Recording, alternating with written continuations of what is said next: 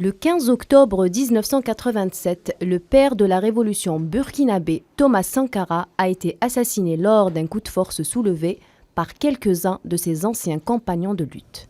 Près de 35 ans après, l'ancien président Blaise Compaoré, exilé depuis 2014 en Côte d'Ivoire, a été condamné ce mercredi 6 avril par contumace par le tribunal militaire de Ouagadougou à perpétuité pour l'assassinat de Thomas Sankara. Après 6 mois de procès, le commandant Yacinthe Kafando en fuite depuis 2016 et le général Gilbert Diendéré ont également été condamnés à la même sentence. Pour rappel, les 3 hommes sont condamnés pour attentat à la sûreté de l'État, un verdict ovationné par la salle du tribunal militaire de Ouagadougou selon un journaliste présent de l'AFP.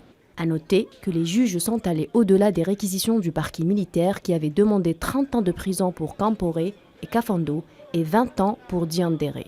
Présent par visioconférence depuis la France, Moussa Diallo, aide de camp du président assassiné, assure que les événements d'octobre 1987 ont été prémédités et que le président Houphouët Boigny, grand ami de la France, était au centre de ce complot.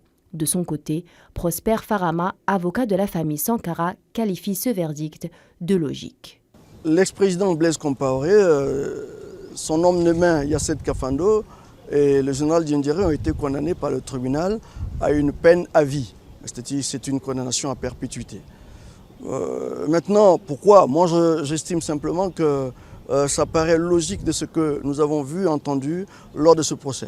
Un verdict qui met fin à un procès de 6 mois qui s'était ouvert 35 ans après la mort de Thomas Sankara, icône panafricaine qui avait porté au pouvoir Blaise Compaoré.